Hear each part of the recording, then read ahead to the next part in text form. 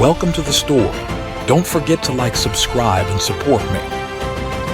The cold air inside the Oval Office seemed to match the tension that filled the room. President Jackson Harlan, his face set in stone, listened as the briefing continued. The intelligence report had been conclusive. The Zaylock Dominion, an aggressive alien empire stretching across star systems, had plans to invade Earth. It wasn't a question of if, it was a matter of when. Mr. President, Director Rourke of Earth's Defense Intelligence Agency said, "Our best estimates indicate the Zaylock forces could be mobilizing within the year. Their fleet numbers are in the hundreds, and with their advanced technology, our planetary defenses won't hold for long. We're simply not ready."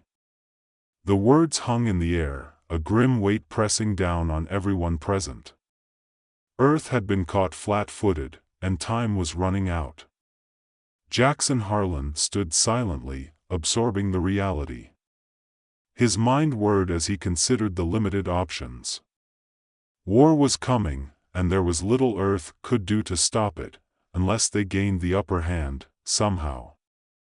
His eyes flickered to the tactical display that showed the growing influence of the Zaylock Dominion across neighboring star systems. They needed intelligence, a way to strike from within, and there was only one way to get it. Someone would have to infiltrate the Zaylock homeworld. "We can't rely on conventional warfare," Harlan said at last, breaking the silence. "We need their battle plans, their weaknesses. We need to delay their advance. Someone has to get inside." The room went still. It was a suicide mission, and everyone knew it. General McAllister shifted uneasily in his chair. "It's impossible, sir. No one can pass as one of them, not with how closely the Zaylock monitor every detail of their society. They're biologically different from us in so many ways." "Exactly," Harlan interrupted, his voice firm. "We need someone who's not just capable but who can't fail. And that's why I'll go." There was a sharp intake of breath around the room. His advisors exchanged shocked glances. The president, the leader of the free world, was proposing to put himself in the crosshairs of Earth's greatest threat. "Mr. President, with all due respect, this is madness," Rourke said, his face pale. "You're not expendable." "No," Harlan replied calmly, "but I'm the best chance Earth has. Our defenses aren't ready, and time is not on our side. If we don't act now, we'll be annihilated.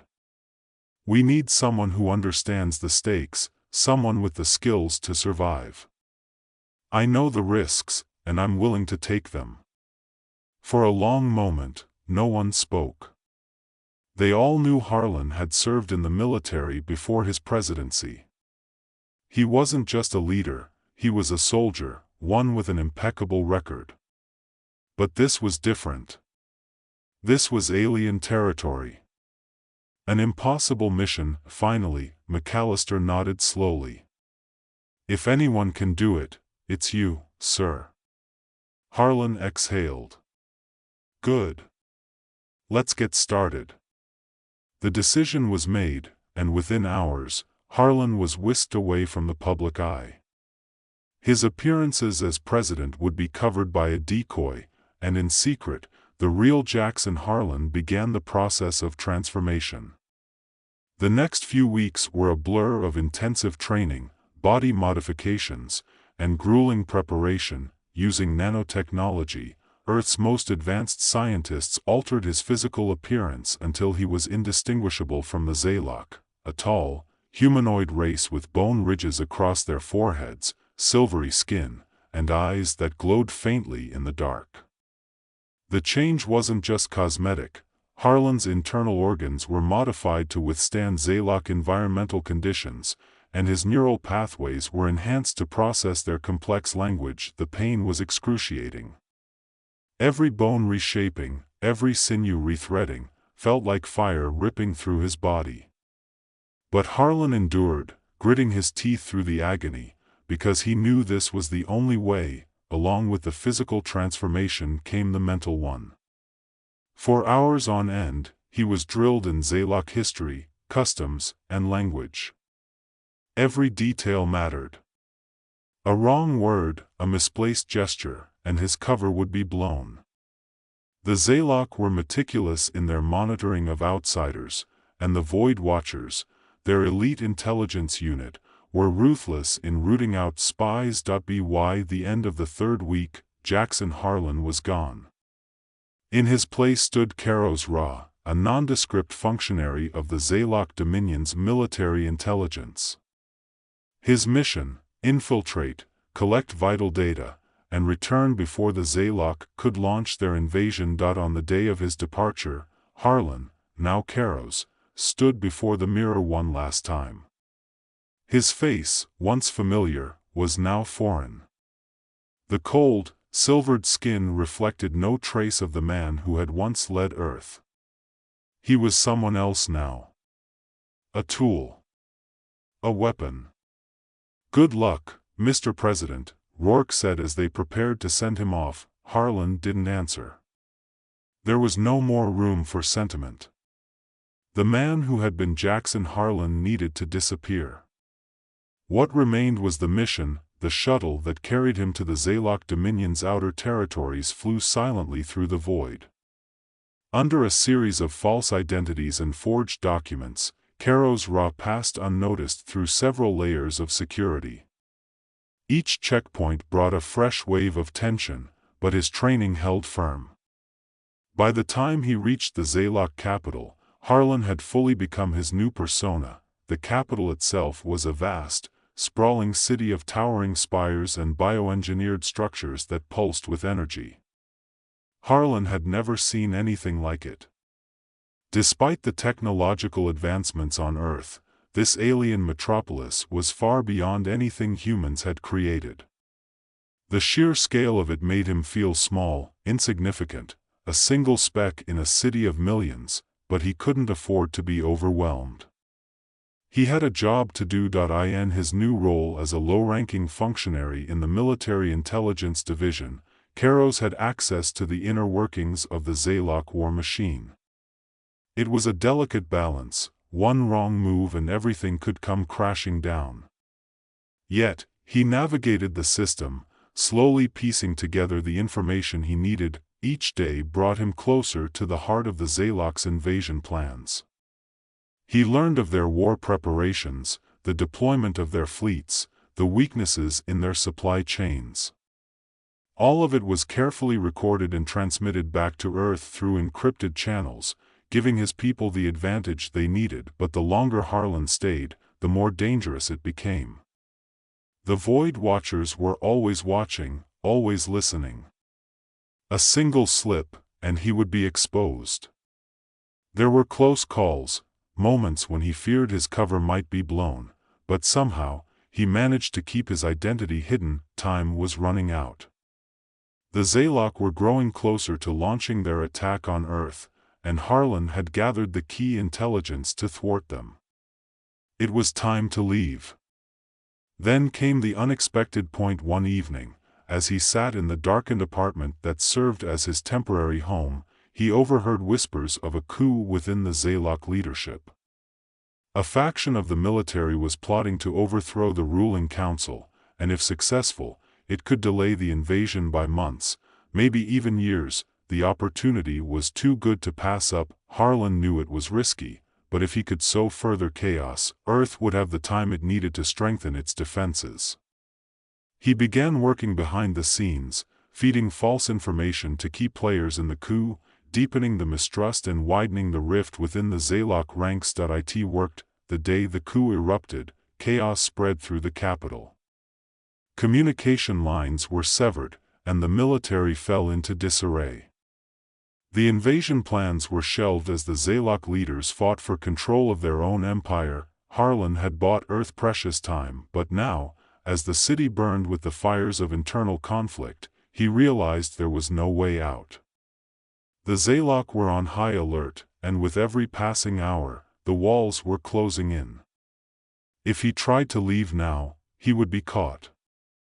And that's when he made the hardest decision of his life. He wouldn't leave. Harlan sat in his small, dimly lit apartment, watching the holographic news feed broadcast the chaos erupting in the Zaylock capital. The coup he had indirectly helped orchestrate was tearing the empire apart, and the invasion of Earth had been postponed indefinitely. His heart should have been pounding with triumph, but all he felt was the suffocating weight of the decision he had just made. There would be no extraction. He wouldn't be returning to Earth, to his people, to the life he had known. The spy channels were compromised, the Void Watchers had doubled their efforts, and every escape route was now a trap. He had bought Earth time, but the cost was his freedom, his life, even. The realization settled heavily on his chest. There was no going back. Harlan turned off the holographic feed and leaned back in his chair. He closed his eyes and took a long, deep breath. The quiet hum of the city buzzed through the walls. He could hear the faint sounds of conflict in the distance, but for now, the apartment was his sanctuary. It was all he had left that he thought of Earth. The vast blue oceans, the towering cities, and the people who would never know the depth of his sacrifice. There would be no parade, no recognition of his heroism. He had erased himself from the story, forever to be a ghost in the shadow of the Zaylock dominion. But that was the choice he had made. Earth would be safe because of what he had done, and that was enough. Harlan stood and moved to the window. Outside, the alien city sprawled out before him, glowing with bioengineered light. It was beautiful in its own strange way. The Zaylock, for all their aggression, had built a civilization that was nothing short of awe-inspiring. Yet, as he looked out at the skyline, all he could see was the enemy. He had become one of them now, in appearance, in voice, in every way that mattered.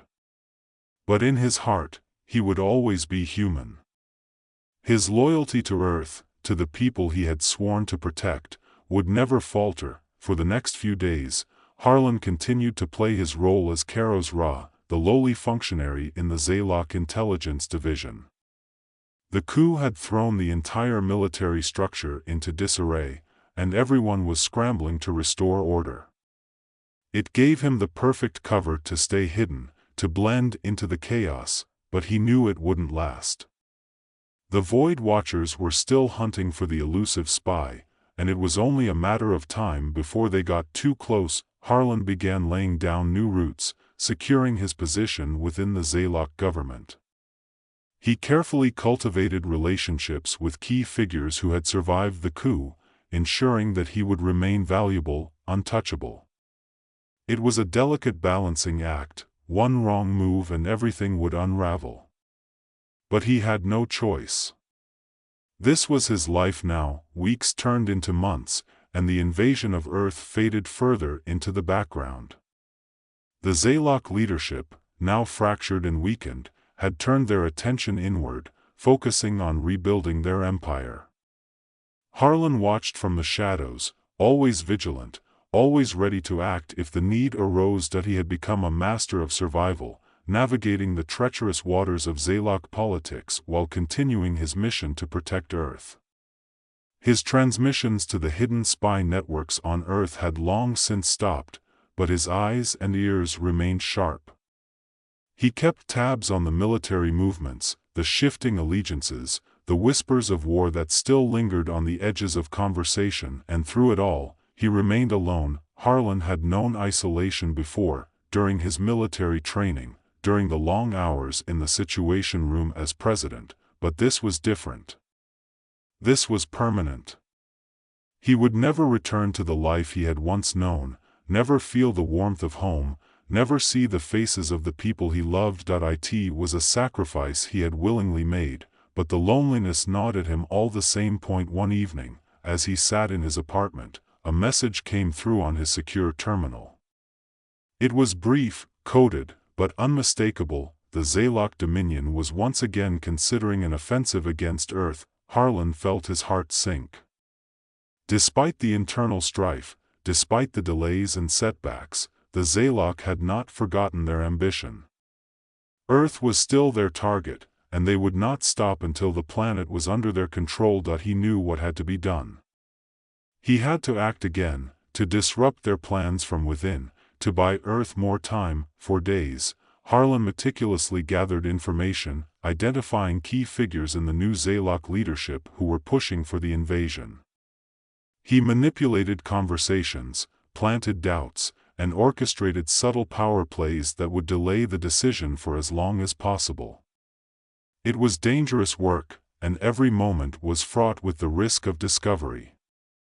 But Harlan was no stranger to danger. As the weeks passed, he succeeded in once again stalling the Zalok's war efforts.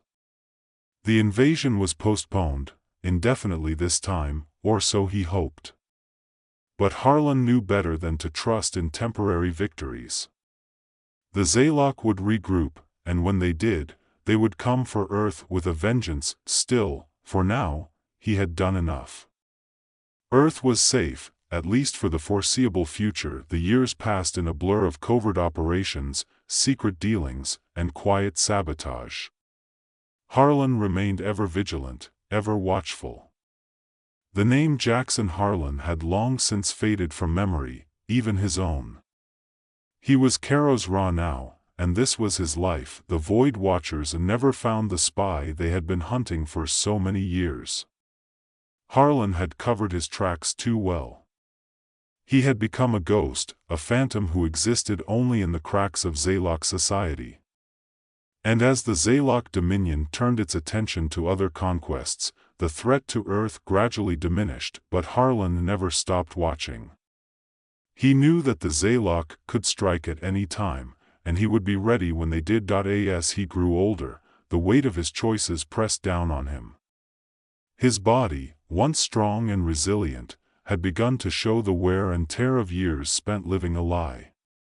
The modifications that had once allowed him to pass as Zalok were starting to degrade, and with each passing day, it became harder to maintain the illusion. He thought often of Earth, of the people he had left behind, of the life he had given up. He wondered if they remembered him, if they knew the lengths he had gone to protect them. But he knew the answer. They didn't. They couldn't. He had ensured that his legacy would be one of silence, of anonymity. One evening, as he sat in his apartment, the city outside glowing faintly with its alien light, Harlan felt the weight of his years settle over him. His time was coming to an end. He had lived longer than he had ever expected, longer than he had deserved. And though the loneliness had never left him, he felt a quiet sense of satisfaction. He had done his duty. He had protected Earth. In the final moments of his life, Harlan thought of the blue planet that had once been his home. He imagined the people living their lives, unaware of the invisible hand that had safeguarded their future. And that was how it should be. As his eyes closed for the last time, a faint smile crossed his lips. He was Jackson Harlan, the man who had saved Earth from the shadows. And though no one would ever know his name, his legacy would live on in the stars.